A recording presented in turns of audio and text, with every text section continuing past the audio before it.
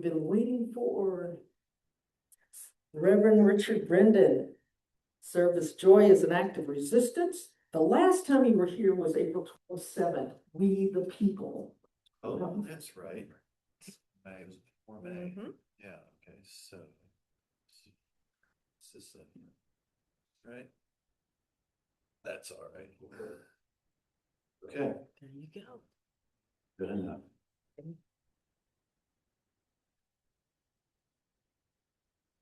Yeah, I'll make sure I'll watch that video as well. The singing resistance movement is here in Indianapolis, and it's growing. One of the leaders is a friend of mine, Pam Blevins-Hinkle. Actually, she and I are going to be meeting this Wednesday because we both have a vision.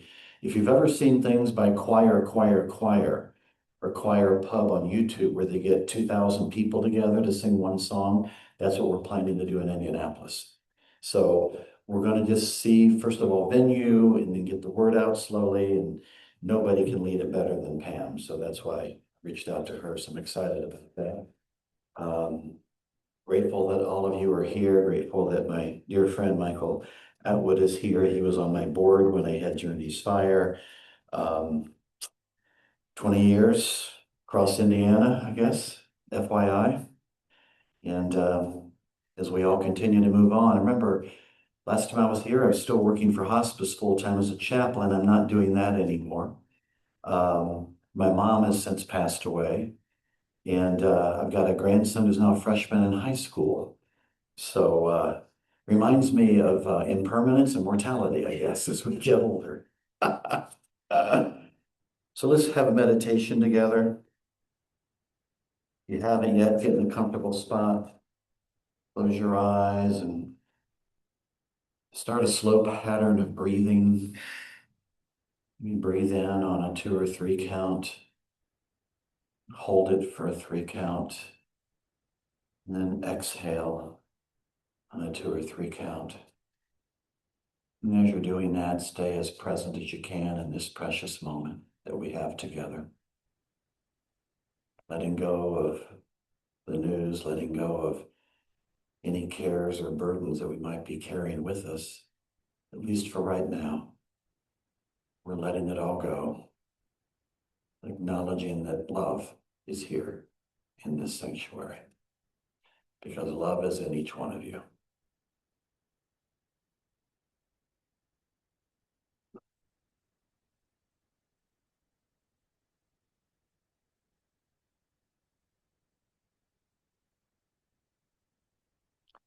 Let love flow through our soul.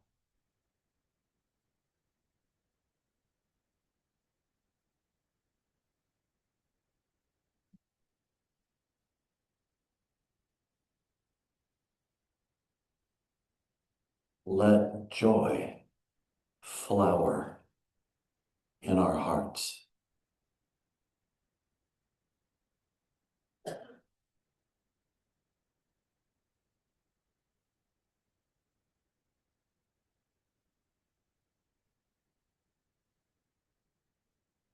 Let warmth radiate in our bellies.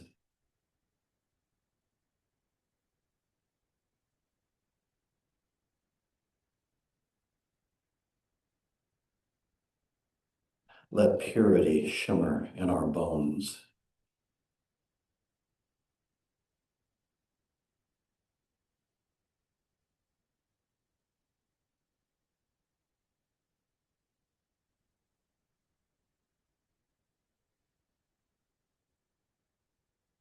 Let kindness resound in my voice.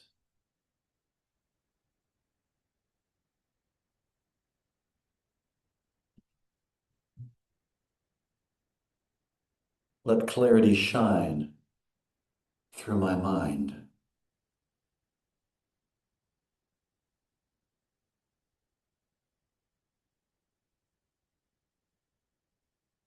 Let solace abound in my life, touching all who we meet.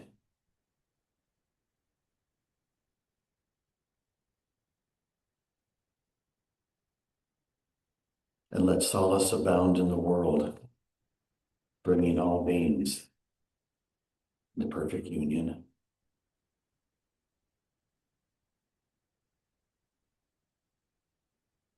Take a deep in-breath, hold it, and exhale as we continue our celebration together.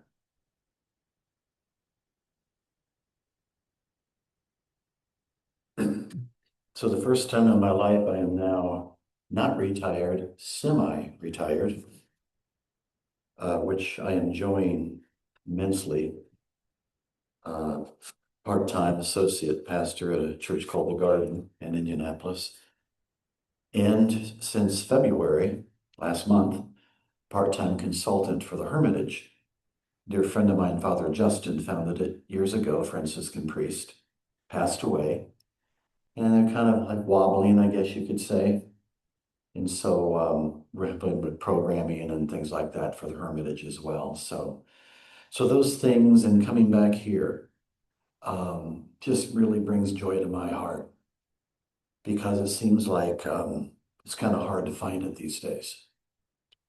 I won't go on and on about everything that's taking place as we're sitting here and continuing to develop, sadly. And I won't take the time to remind all of us the horrendous things that are happening in our own state with our precious immigrants. We'll remind you that No King's March is March 28th, downtown. Please be there. I was there last year. And it was gratifying to see, I guess, an estimated 7,000 people. I would love to see it double this year for sure. And I believe that can happen. And because I'm involved in the housing challenged movement, it really broke my heart when I saw our governor sign a bill that says if you're homeless, you're a criminal and you will be arrested and you will pay a $500 fine. And we know they don't have $500, so we kind of know where that's going. And we don't want to focus on that right now. But I'm coming up to you saying I struggle with joy as well. I am not the expert on this. But every day, I try to discipline my mind and my heart to step into joy after I saw just enough of the news. I always call it just acknowledging the darkness so I know what's going on, and then I turn it off. I don't need to stare at it because it'll just suck you down. But we're here alive today, and I believe we're here alive today to be light and to be love for all those around us wherever we go. That is our mission as people of conscience, as people who care, regardless of our religious beliefs or no beliefs. We are called to do that, and we are called to rise up and to step up. So, in speaking about joy, I thought about that protest, especially last year, because it was so large, although most of you know about daily, there's small little protests breaking out everywhere. But while I was there, I witnessed scores of people, young and old, representing different religions or no religion at all, different lifestyles, different income levels, all raising their voices to the music and the speeches, taking a stand for democracy. I watched the videos later of millions marching in solidarity across our country, and I saw so much more. I saw hope. I saw tears of strength in the face of danger, and I saw heaven smiling as love expressed throughout our country. And I saw so much joy. It wasn't resistance, it was power. And I saw a better story than the story we're being offered on a daily basis. So as we navigate this anxious and angry world, choosing joy becomes, I think, more than a personal act of resistance. It's a gesture of hope. And we need hope like never before. Joy can serve as a driving force, helping us to reclaim our humanity and promote resilience. And that's an important word for all of us. Because we're all going through change of some kind, right? Change of age, change of health. I remember my parents telling me years ago, as they got older, they lose more friends. Well, now I'm losing more friends. One just passed away a couple weeks ago, and another one just came on hospice last week. I referred them to a hospice. And every week, although I'm not with hospice anymore, I'm becoming a resource for death and dying for free. People asking of various things, grief groups, hospice companies, what do I say when this person's dying? So I guess I'll always be involved in that art of living and dying until the day I die. You never know when that is. But I've recognized the importance of the precious moment because of that. And I think I shared this with you last year in April when I was here, because I think it was way before that I got my last ink. I'm still waiting for one more thing. I put the memento mori at carpe diem, remember you will die, so seize the day, as a reminder for this slow learner to realize all I have is this precious moment with all of you. There is no guarantee of anything. And if we really see that in the light that it is, it's not a bummer, heavy thing, it's a light thing because it helps you show up big wherever you go. So, not surprisingly, the idea of claiming joy often seems like a distraction from what is truly pressing in life and the issues the world and our country are facing. In moments of stress, in moments of anxiety, in moments of depression, joy often feels like a selfish and guilty pursuit. In the beginning, that's how I felt. And then I wised up. Precisely because everyone is going through so much, that's why we feel that way. Drawing on our activist mentality, it is infinitely easier to focus on the revolution than to find a place for pleasure and joy. Years ago, I became a very angry activist, and I saw a lot of other angry activists, and all we did was carry our anger out into the streets, and anger begets anger. Love begets love. Jesus taught that. King taught that. Gandhi taught that. The sentiment that I just shared is affirmed by the late, great Bell Hooks.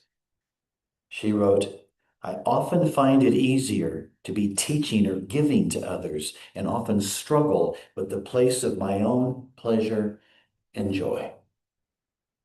Now, in Nehemiah, the book of Nehemiah in the Old Testament, it says the joy of the Lord is our strength. Now, whether you believe in the Lord or not, that's something to tap into. Call it universe, call it the divine. The joy of the Lord is my strength. That means joy isn't just a feeling.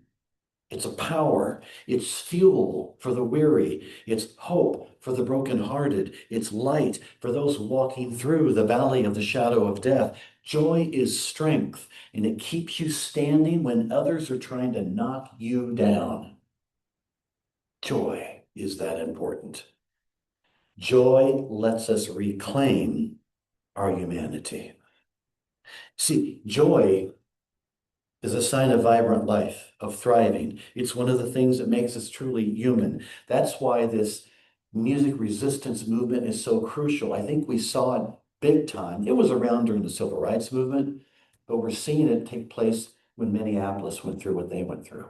And all of a sudden, it went viral, all these various courses. All of a sudden, protesters coming out and singing, and I wept with joy seeing that. It was beautiful.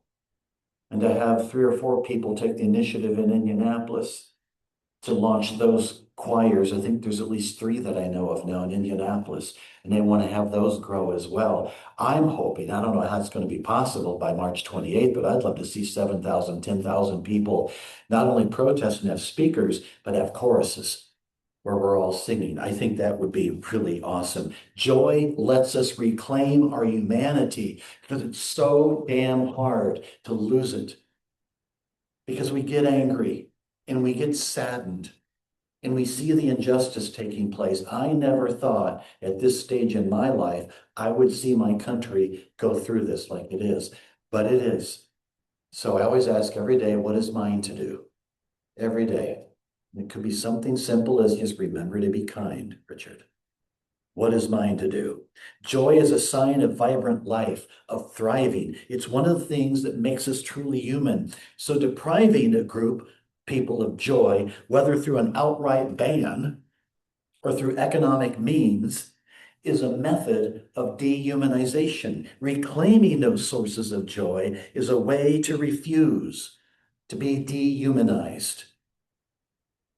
Holocaust survivor and author Elie Wiesel described a memory of a fellow prisoner trading a ration of bread for materials with which to piece together a makeshift menorah during Hanukkah.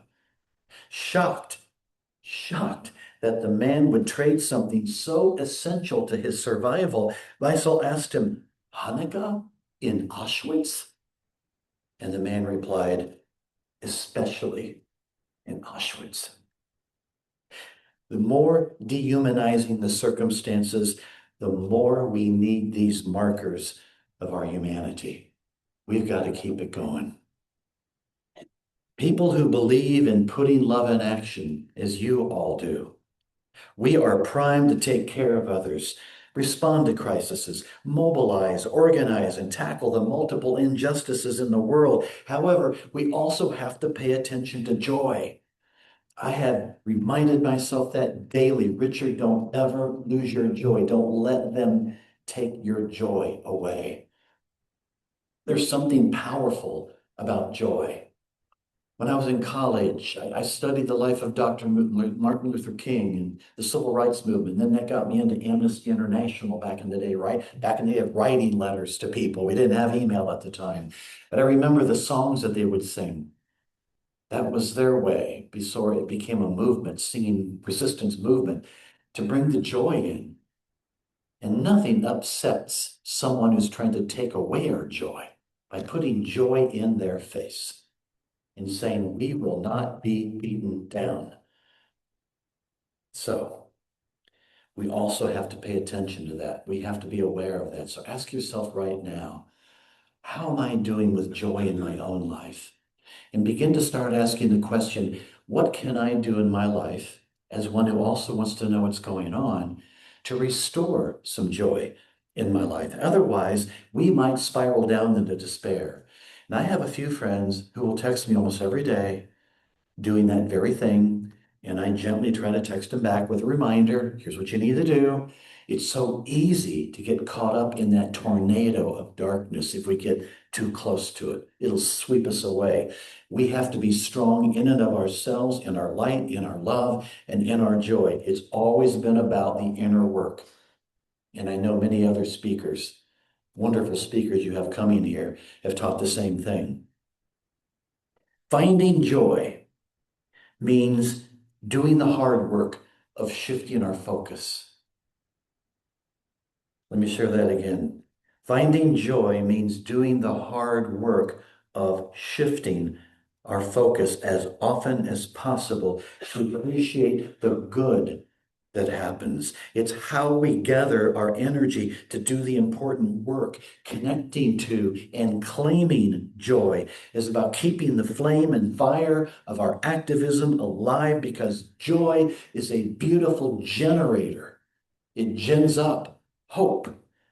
Former Archbishop Desmond Tutu reminds us, give the world your love, your service, your healing, but also give it your joy. And one of my favorite mystic poets, Hafez, he says this centuries ago, I sometimes forget that I was created for joy. My mind is too busy. My heart is too heavy for me to remember that I have been called to dance the sacred dance of life.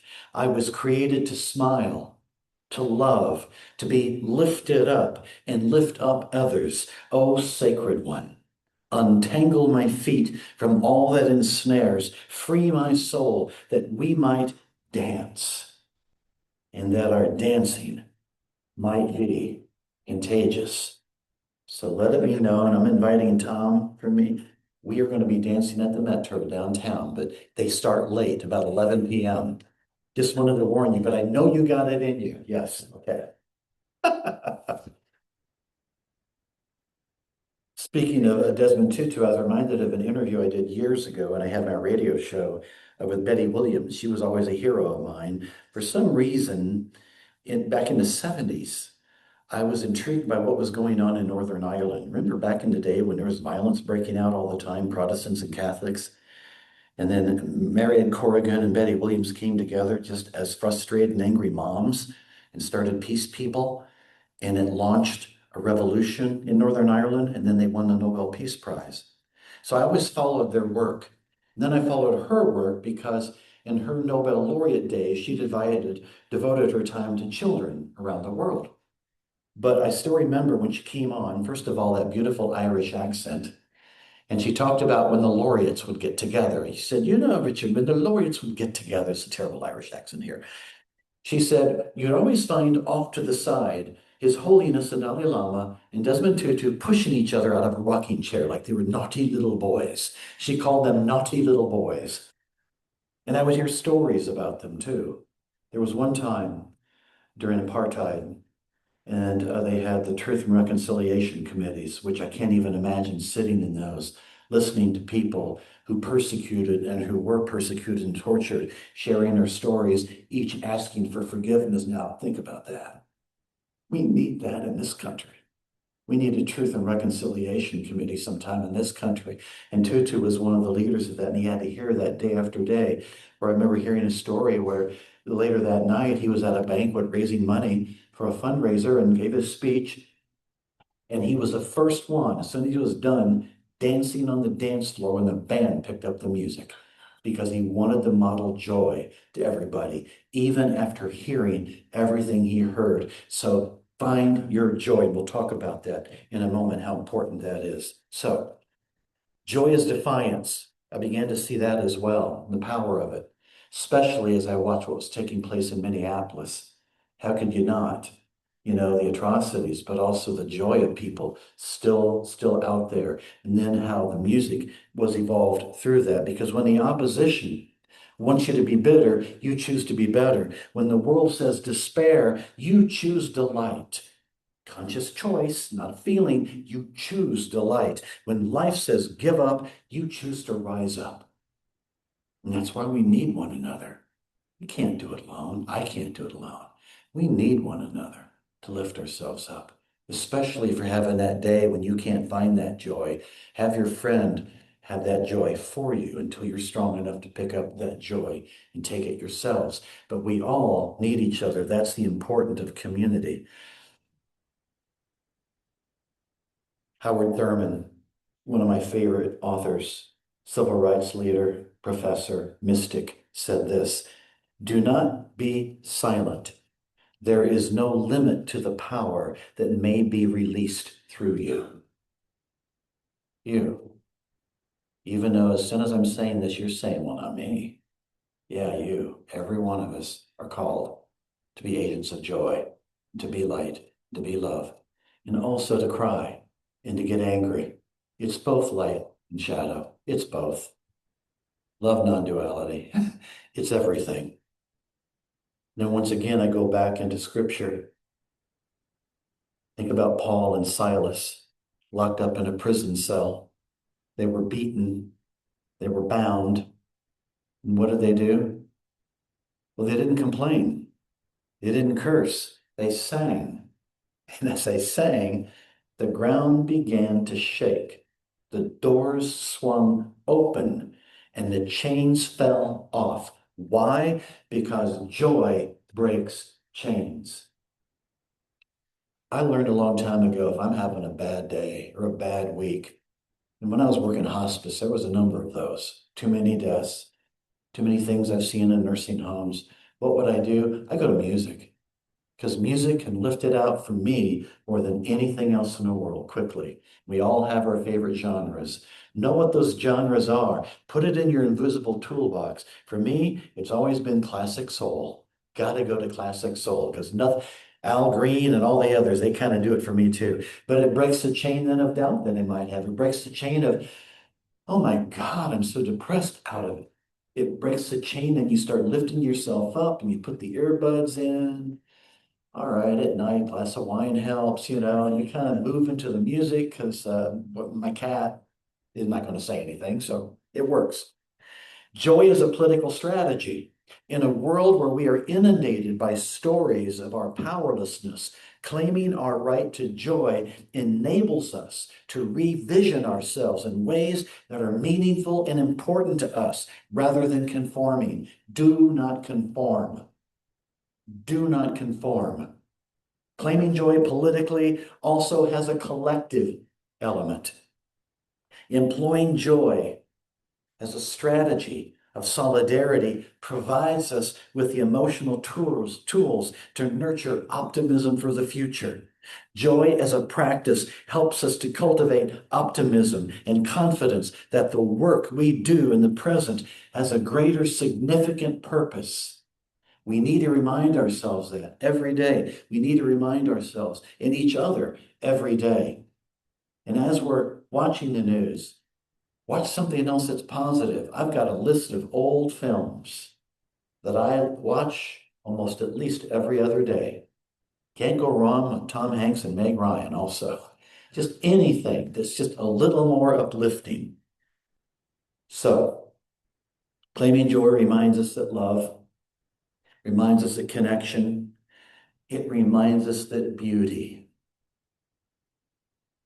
are available in abundance to us all, and that we're all worthy of living a full and beautiful life. If your heart is open, there is beauty all around us. And that's one of the things I've learned to do too. As I walk my neighborhood in Garfield Park, I'll stop this time. I call them awe walks now, AWE. I get the steps in, it just takes me longer. But I'll watch a feral cat just staring at me, sitting on a porch, or I'll watch two squirrels chasing each other, kind of reminding me, Richard, don't forget to play, don't forget to play. I'll just watch things that in the past I never took time to see before. And something as simple as that has brought more joy into my life as well. It helps us claim our collective humanity. So, tips for connecting to joy. The first step is to recognize that joy is not a luxury or privilege, but necessary in our service to humanity. We need to understand that. We need joy, just like Bell Hooks said. Sometimes we feel guilty being joyful. We feel guilty dancing or singing and going to concerts. Do more of that, I say, while you're also protesting, either collectively or individually. By what you buy or don't buy, by phone calls you make to the State House, to Washington, D.C., or by writing letters. We need all of that. But don't ever let anybody take your joy away. It's really important that we do that too. Take care of yourself now more than ever, especially now more than ever, as things are unfolding in the Middle East. I have no idea where this is going. And there's a part of me that's frightened by where it's going. But we can't camp out on that, right? Take care of yourself in small ways. Slow down on watching the news. Build happiness breaks into your daily life in simple ways. What brings you joy? So that's a question I want you to ask yourself. And maybe ask with a friend sometimes so they can hear you. I used to do this in workshops.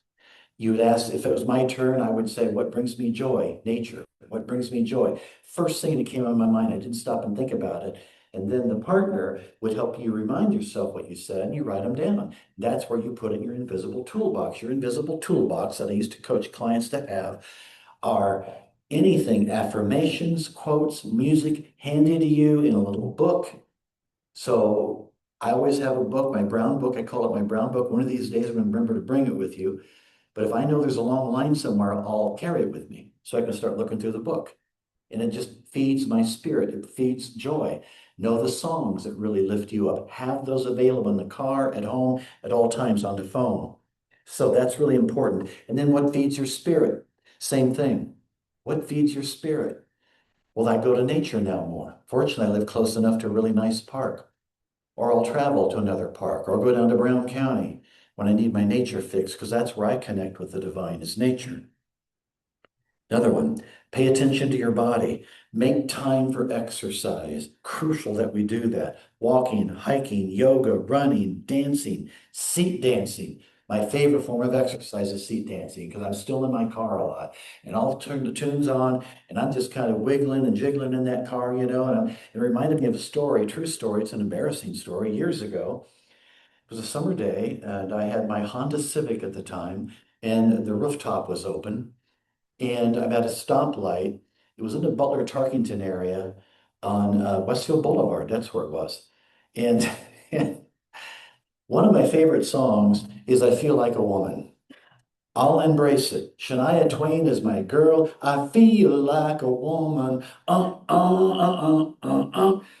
must have been doing that when I felt some heat on this side of my face and two guys in a pickup truck with their windows down, laughing, pointing at me. I slumped down a little bit in my car, prayed for that light to change. It did. I floored it. Then I turned it back up again and sang with Shania. It doesn't matter. Who cares? They don't remember me anymore. Do goofy things. Be a child again. Let that little boy and little girl come out. My grandkids are getting older, but fortunately, a lot of them are still young enough. They remind me how to play. And I'm trying to play. I want to be eccentric as I get older. I want to be more outrageous as I get older. I don't want to die with adultitis, the most dreaded disease we can have. So be careful about that. Create a gratitude or joy list. Appreciate what you already have because gratitude is at the heart of contentment. Being grateful is at the heart of contentment. And I got to tell you, how many times have we heard a message on gratitude to the point where we tune it out? But then I said, well, Richard, are you doing that? No. But yeah, I hear it before, but are you doing it? No. Do it. Write 3 things down, or even just think about them. I thought about them as I drove here. I'm trying to be consistent in that. And then finally, create connection and community.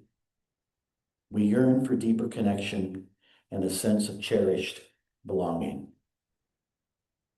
So here's the thing. Joy is courage. Joy is deep, sacred work.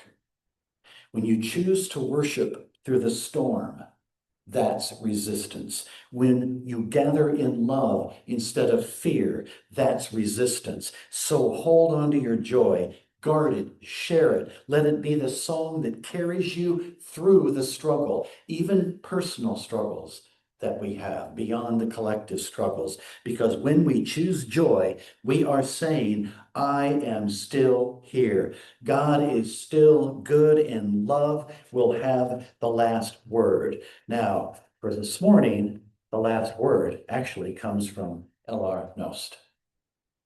She writes, here's to the bridge builders, the hand holders, light bringers, though extraordinary souls wrapped in ordinary lives who quietly weave threads of humanity into an inhumane world. They are the unsung heroes in a world at war with itself. They are the whispers of hope that peace is possible. Look for them in this present darkness. Light your candle with their flame and then go. Build bridges, hold hands, bring light to a dark and desperate world. Be the hero you are looking for. Peace is possible, and it begins with us. So consciously choose joy, choose joy, choose joy, and blessed be to all of you today. Thank you.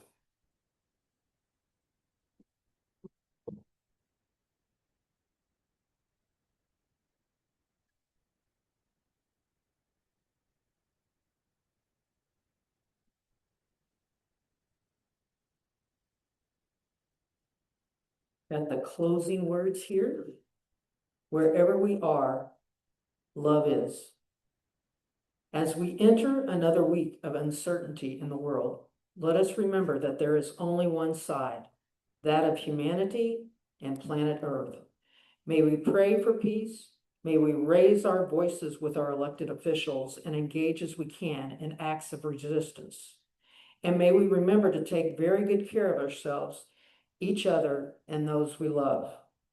May we remember these words adapted from the Unity Prayer. The light of love surrounds us, love enfolds us. The power of love protects us. Love watches over us. Wherever we are, love is. By Deborah Hafner. Thank you.